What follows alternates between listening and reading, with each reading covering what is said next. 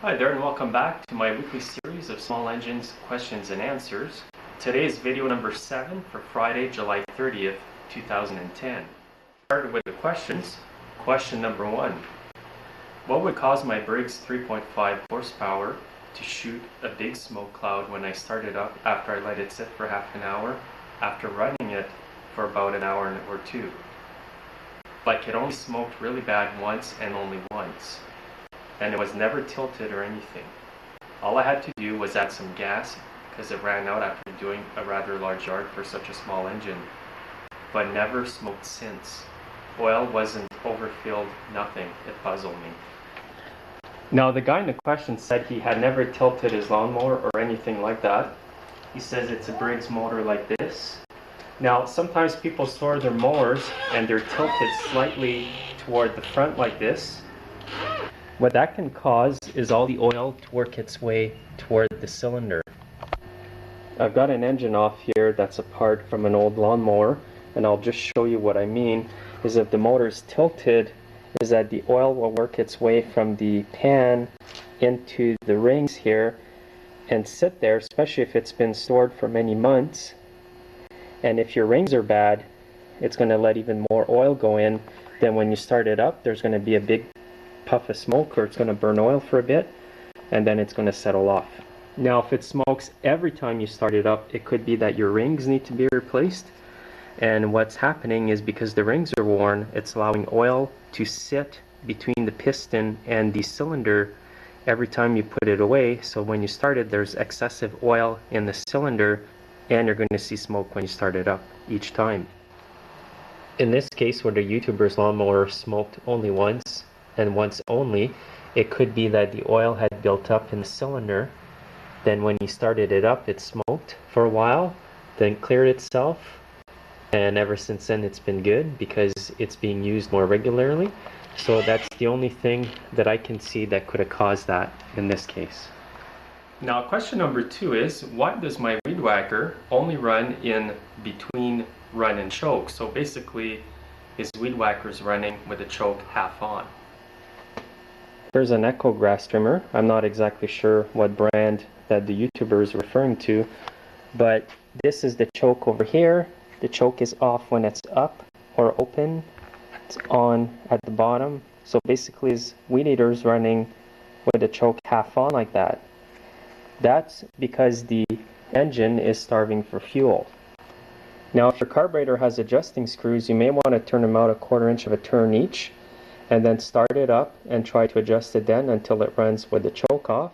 If it's a non-adjustable carb like this one, you may have to tear open the carburetor and check the carb kit in there, and also to make sure there's no dirt inside the carburetor.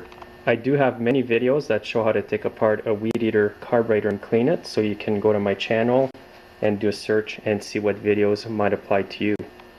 So it's normal that you would run it half choke on to warm it up.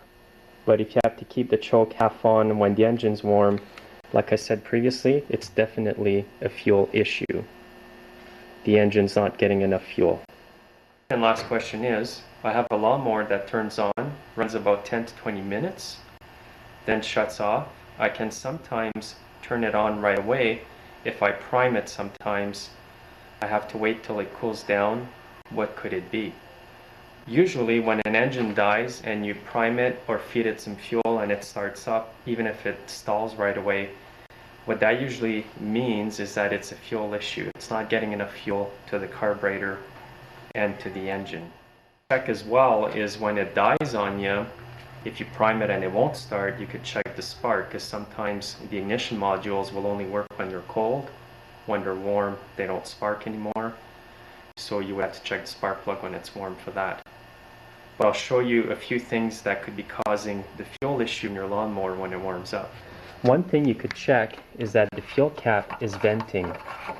Because if the cap is plugged and the holes can't vent the tank anymore, what happens is the engine sucks gas to feed itself, but then the gas won't go up anymore because the fuel tank's not venting. So it's preventing the fuel from going to the carburetor. Now, the Tecumseh engines, it's a problem that I've encountered frequently because of the fuel cap design. On the new caps, they have a rubber inside here, which is good, and it never breaks. But here's an older style gas cap that Tecumseh used to use. They've revised this old gas cap here with this one. Now if your mower had this old style gas cap with the metal dish and it's missing, what's going to happen is that the fuel tank's not going to vent. So your mower's going to run for a while. Now after a while, the fuel's going to stop going into the carburetor because the fuel tank is not venting. It's going to run for a while, it's going to warm up, and it's going to sputter, and then you won't be able to start it. Now when it stops, you may prime it, and the fuel may go down slowly into the carb. It's going to run a bit, so forth. So make sure that your gas cap is good, because if it isn't, that could be your problem. It's about all the advice I can give you on your mower for now. Without seeing it, it's pretty hard to make a diagnosis. It's kind of like going to the doctor for someone else. The doctor actually has to see the patient. So without seeing your lawnmower physically, it's a bit difficult for me to diagnose that. Now before I finish this video today, I want to let everybody know that some people have asked me if my videos are available on DVD. Well, they are available on DVD. What I charge is $1 each video for up to 10 videos. So 10 videos for 10 bucks plus $4 shipping.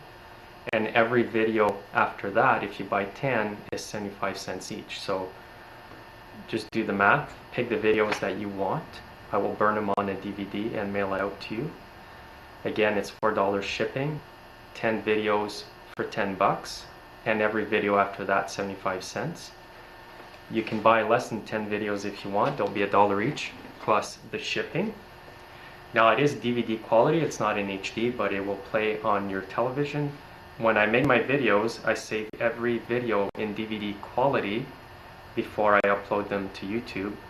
So it will play really good on your television, and the sound will be much better and the picture better than on YouTube. So thanks for watching. Thank you for sending in the questions. I'll have another weekly video like this on next Friday.